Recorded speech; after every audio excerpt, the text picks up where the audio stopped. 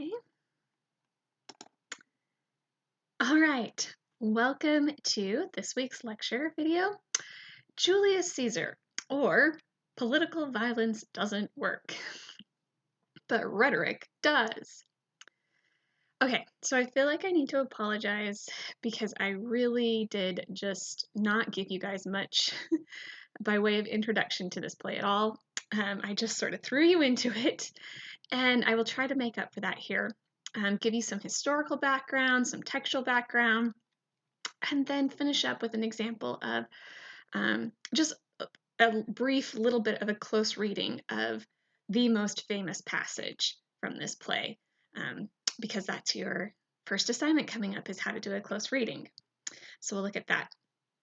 So I spent all of our last lecture video from week 1 talking all about the textual variations that exist for most of Shakespeare's plays, and all the different versions that we have to work from.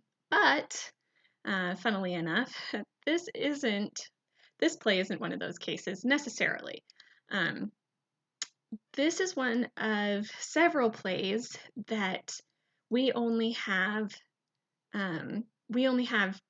today because of the first folio. So there are no quarto versions of this play that were published in Shakespeare's lifetime. And all other versions of this play that we have pretty much came from the first folio version. If it weren't for the first folio, we wouldn't have this play. And there's several others like that from the first folio. But even though we only have the first folio, and remember the first folio was published in, 1623? Most scholars believe that this play was written and performed back in 1599. Which was a big year for Shakespeare as far as playwriting. He wrote quite a few plays in the year 1599. And we believe that because there's actually this really interesting journal entry from a tourist. Oh, I should look it up from what country he was from. It's actually in the materials at the back of at the bottom of the ebook version. If you go look in the ebook version, they have this excerpt from this tourist journal talking about how he saw Shakespeare's Julius Caesar in 1599 while he was traveling through London. So that's why we think this play was written in 1599. So this play sort of follows in the tradition of Shakespeare's other history plays. In the 1590s, the mid-1590s, Shakespeare was writing a lot of history plays about a lot of the kings of England. There were a whole bunch of Henry plays, a couple of Richard plays, a few other plays about historical monarchs of England. So this one follows in that vein in that it is a history play. It is about some real historical figures, but it's also much different than those history plays.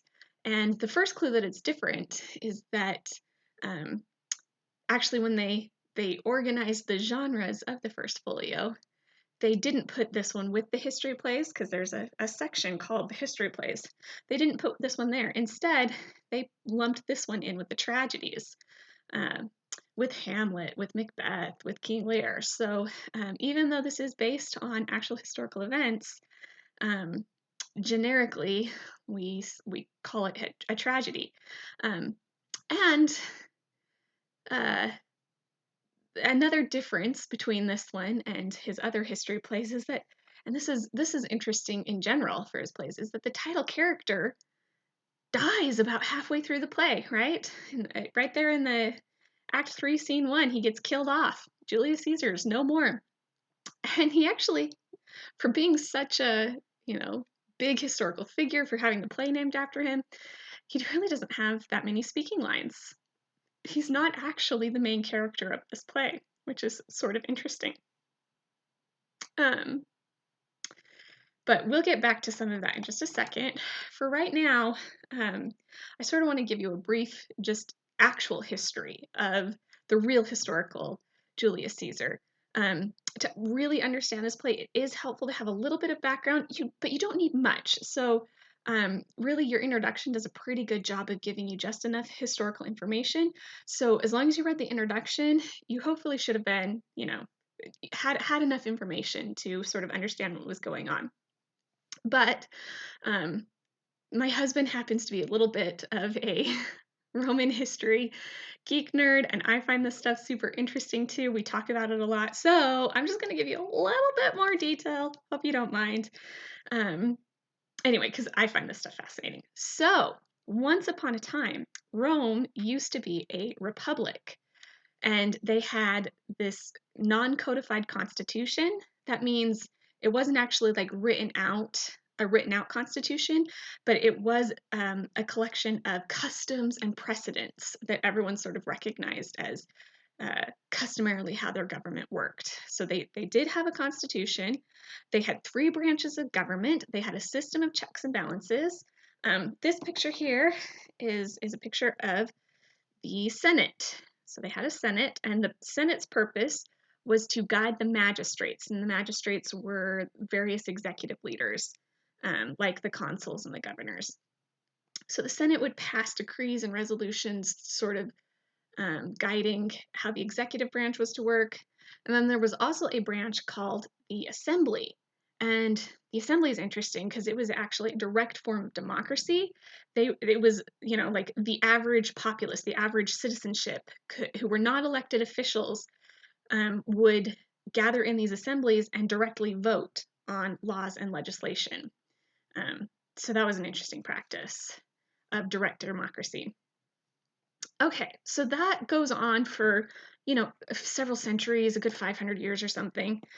Um, but because it's not a codified constitution, um, because it's not written down and very strictly interpreted, it starts to evolve and change. We get to this period known as the Late Republic, where certain people tried to consolidate more power. Rome was really into empire building at this time, so there were these generals with really powerful armies that would go out and conquer huge areas of land, and then they'd come home to Rome, literal conquering heroes. Um, they were very popular with the people, um, and they just had enormous power because of that popularity. So at one point, there were three super powerful and popular generals. Um, Known as, here we have Julius Caesar, this one's Marcus Crassus, and then I'm not exactly sure how to say his name, but Gnaeus Pompey, I think, it's just Pompey. So Caesar, Crassus, and Pompey, three very powerful generals all at once. And they sort of teamed up and formed what they called the First Triumvirate. And this was not an officially sanctioned ruling body, but they just had enough power and enough popularity that they could do this. So they sort of decided to divide the Roman Empire up between the three of them. And they're like, okay, you can govern this area of Rome, and I'll govern this area of the empire, and you can govern this area of the empire.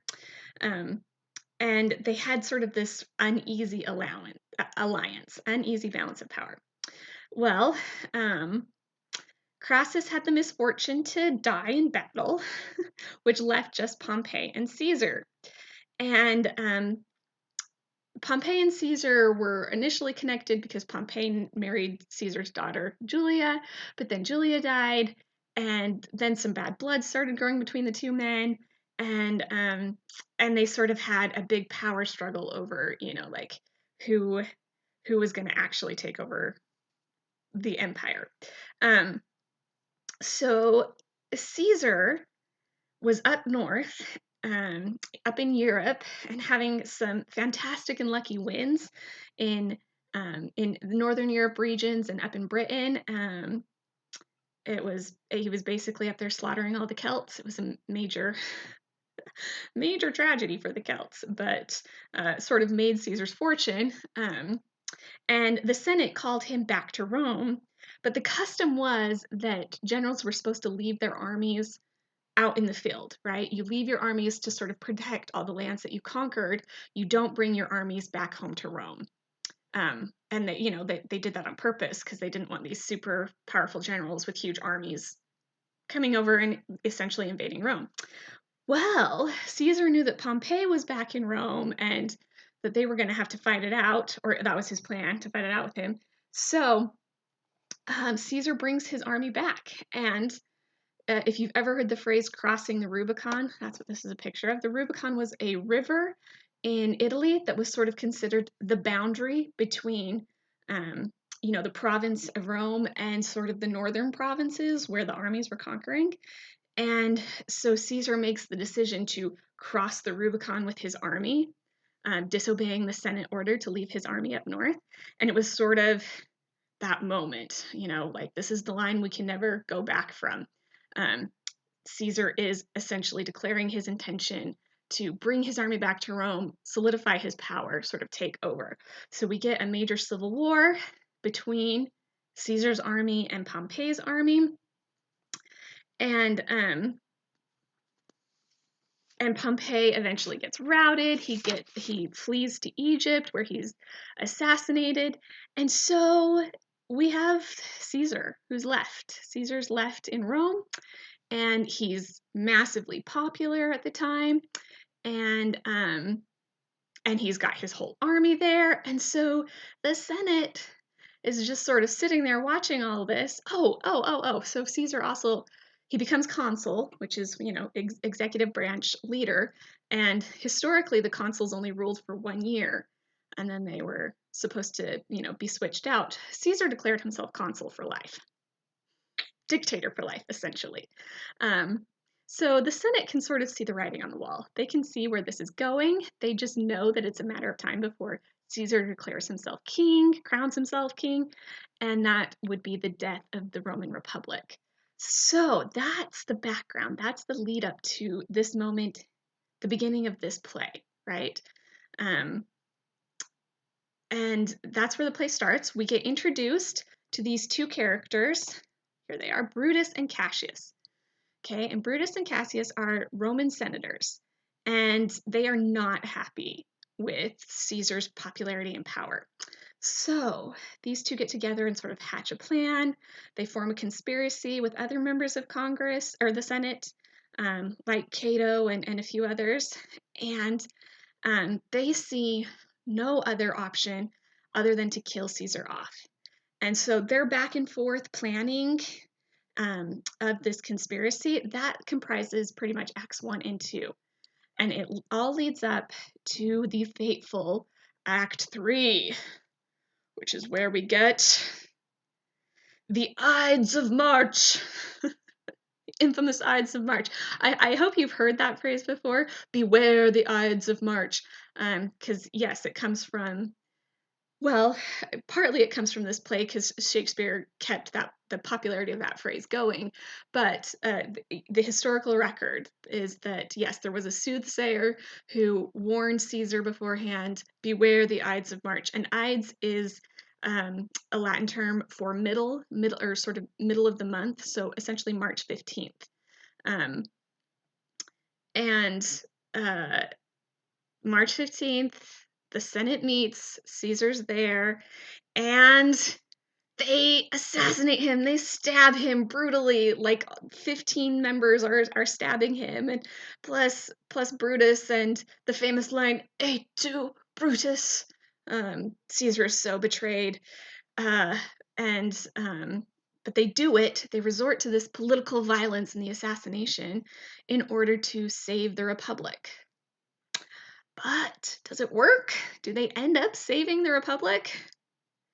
No, it backfires incredibly badly, right? Because Caesar happened to have a couple of buddies who were super loyal to him. First, we have Mark Antony, who was, one of Caesar's best friends. I hope that name sounds familiar. He later falls in love with Cleopatra, right? Ring a bell? That guy. Okay, and then we also have this guy, Lepidus. I think I spelled his name wrong here. Sorry. I don't know. Roman names get spelled different all the time. And then our third guy is Octavian, who I don't remember how he doesn't seem to show up so much in the play, but he is Caesar's grandnephew and heir, and he later changes his name to Caesar Augustus. So you probably heard of him and basically know where this story's going. Okay, so these three go to war with Brutus and Cassius, and that covers Acts 4 and 5. Okay, that's what Acts 4 and 5 are, the aftermath, the war between the two sides. Um, and uh, and it is interesting. It is interesting because even though, like we talked about, even though the play is um,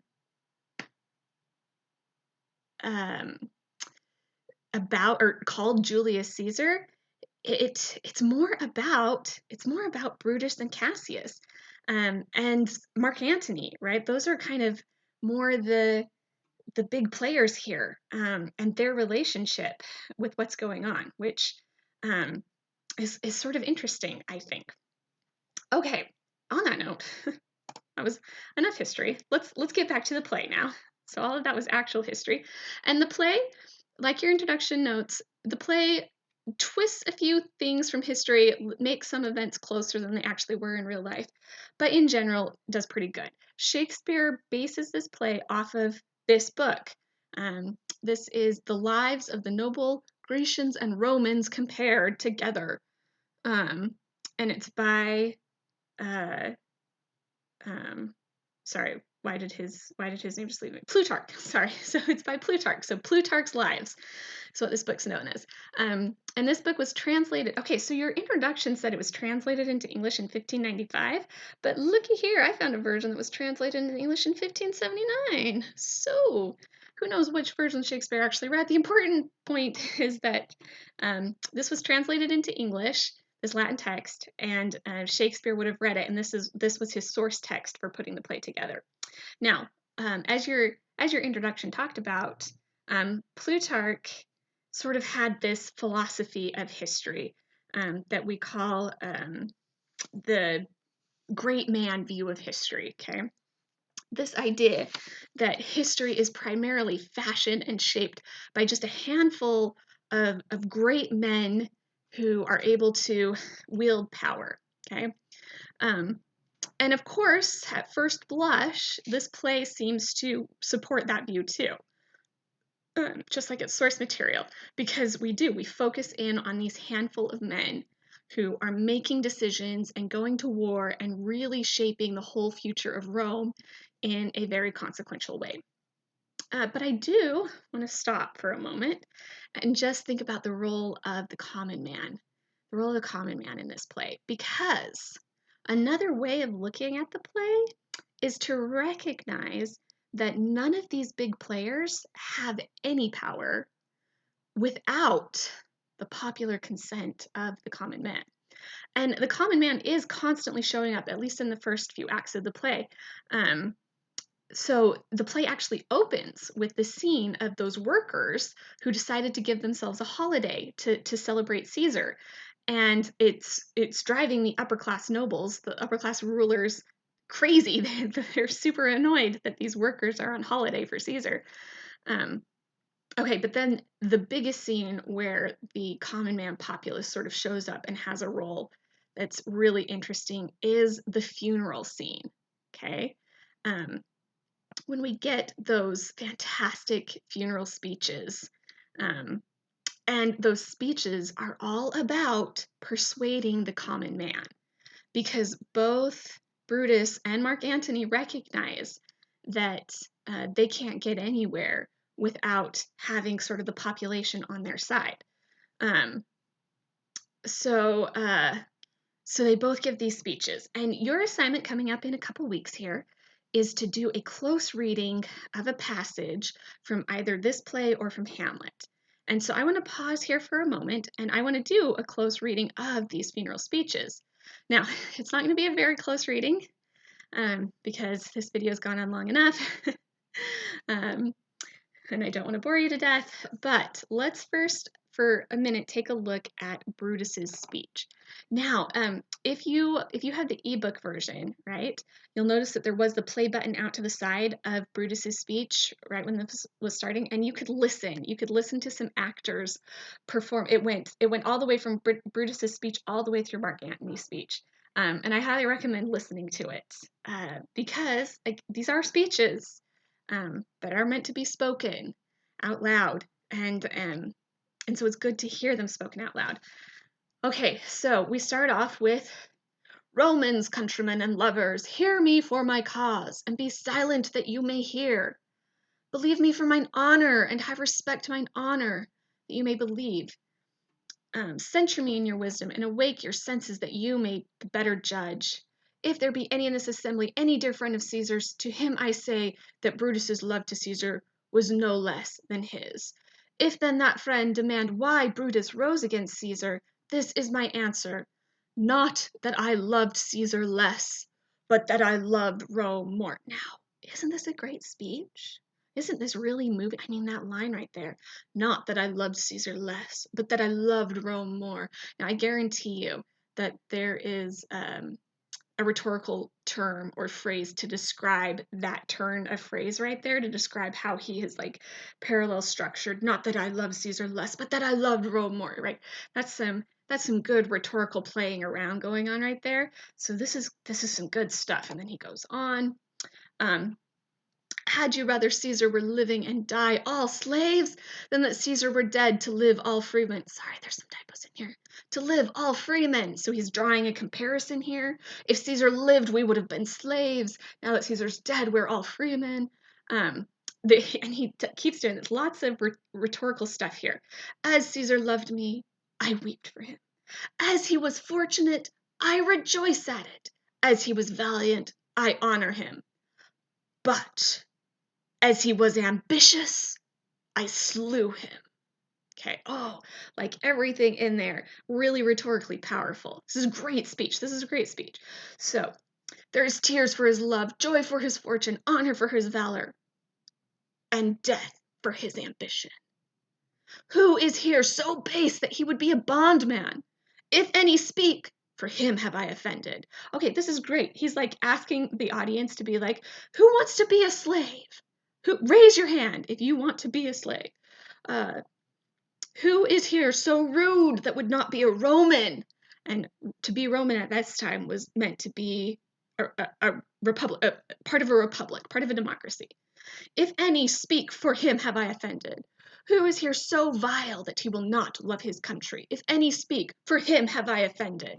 Right? So Brutus is saying, I may have offended some of you, but only those of you who are okay being, bondmen and not being true Romans to the Roman ideal. And then he actually pauses for a reply, waits for the audience to talk back to him. Okay, and then we get, then none have I offended. Because of course nobody in the audience is going to say, oh, me, yep, I wanted to be subjected under a cruel tyrant. That was me. I have done no more to Caesar than you shall do to Brutus. Okay, he goes on sort of saying that, if my country ever demanded my death from me, then I would be pleased to give it. Okay, so really great speech, right? This is this is some really good rhetoric in there, some really good turns of phrases, right? We pointed out some of those, but and this is very big for a Shakespeare play. Did you notice that this speech is all in prose? It's all one long paragraph of prose. There's no line break, so it's not set up as verse, okay? There's no iambic pentameter or anything like that. It's all a prose speech. And in Shakespeare, that means something, okay? Shakespeare doesn't write important speeches in prose. That is not something that Shakespeare does. So we have to recognize that the fact that he wrote this speech in prose, even though it's like a good speech and even though it's really rousing and got lots of good rhetoric going on, it's still in prose. So then we get to Mark Antony's speech and take a look. Can you visually see the difference here? Right? This speech is in verse. And that's a big tell that Shakespeare is placing some kind of emphasis, some kind of poetic value on Mark Antony's speech over Brutus's speech. He's sort of saying this is the important speech. Now, does that mean he's saying that Shakespeare himself is on Mark Antony's side? Or that Mark Antony is the real hero? Not necessarily. I don't think so. I mean, like, we can argue and talk back and forth. It's a good question. Who's the real hero of this play? That's a good question. And we should talk about that. But it does mean that he's kind of hinting that this is the speech that wins. This is the speech that's going to have more sway, more rhetorical power with the people. So, and this is such a famous speech, like really, really famous speech. I guarantee you've heard these lines before.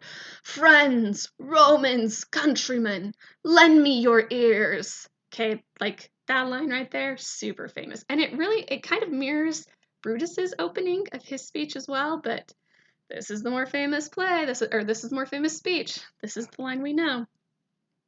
Okay, he goes on. I come to bury Caesar, not to praise him. The evil that men do lives after them. The good is oft interred with their bones. So be it with Caesar. The noble Brutus hath told you Caesar was ambitious. If it were so, it were a grievous fault, and grievously hath Caesar answered it. Here, under leave of Brutus and the rest, for Brutus is an honorable man. So they all honorable men. Come I to speak in Caesar's funeral. He was my friend, faithful and just to me. But Brutus says he was ambitious, and Brutus is an honorable man. Okay, so that right there is the key phrase. Brutus says he was ambitious, and Brutus is an honorable man. So he repeats that phrase multiple times. So here's the next part of the speech. Let's see, Caesar's done this. Yet Brutus says he was ambitious, and Brutus is an honorable man. You all did see that I presented him with a kingly crown, which he did refuse. Was that ambition? Yet Brutus says he was ambitious, and sure, he is an honorable man. Brutus spoke, I'm not here to speak about that, I'm here to speak out what I do know. You all did love him once, not without cause. Why withhold you then to mourn for him? Da, da, da, da. My heart is in the coffin with Caesar, and I must pause till it come back to me. Okay, so it goes on, but what's so interesting about this speech, I think in my mind, is that usually when someone repeats a phrase over and over again, the point of the repetition is to add emphasis and to really drive that point home. But it's almost the opposite here. When every time Brutus repeats the phrase, every time Mark Antony repeats the phrase, Brutus says he was ambitious and Brutus is an honorable man, it becomes less believable. The audience buys into it less and less. And it's because of everything else he's saying. He's calling to remembrance all of Caesar's good qualities, everything that he did. And the more he talks, the less bad Caesar seems. And everyone's remembering the good things that Caesar did and how wildly popular he was. And the less bad ambition seems. And the more dishonorable Brutus seems. It's sort of like all of a sudden the audience is going, wait, is ambition all that bad? Was he all that ambitious? Did he really deserve to die? And if he didn't deserve to die, Brutus must not be an honorable man. He must be just downright jealous and cowardly and a murderer. And that's where we end. That's where we get at the end of this speech.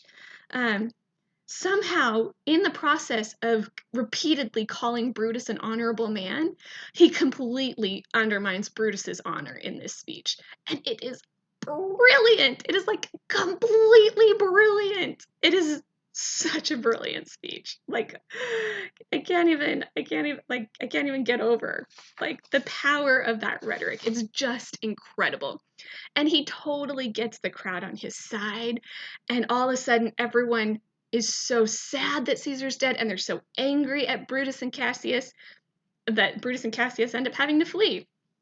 They have to flee Rome.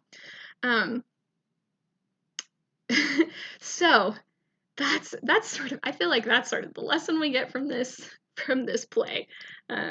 Sum it up neat and tidy here. Political violence doesn't work, but if you can sway the hearts of the people with your rhetoric, you are going to have the power. You're going to come out on top.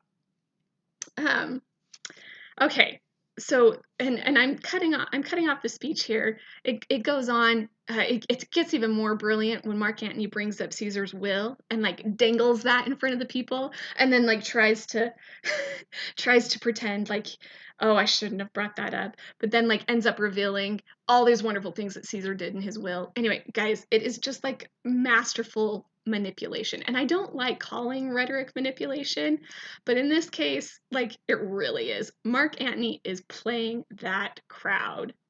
So coming back to the question, so who's actually in control here? Is it the people who are in control? Is it the populace of the people? Or is it the great man Mark Antony who has figured out rhetoric and how to manipulate a crowd and how to play off his tight situation? Man, it's just like the most brilliant scene ever. Okay. So that wasn't even close to a very thorough or a good close reading. Okay, you're gonna have to do a lot more work on your own when you choose a passage to do your close reading. But we'll talk more about that in Zooms. I'll have some more. I have some more resources for you up on Blackboard. But I hope that you were able to work your way well enough through the play, or that you'll get there by Thursday. And I hope that you're able to, that you enjoy all the other materials I've linked to that I've got up on Blackboard right now, especially all the ones comparing this play to our own current political situation. I think that's a super interesting avenue to talk about here. So don't forget to post on the discussion board anything from the play, from this lecture video here, the political discussion, whatever it is that you want to talk about on Thursday. And I will see you then.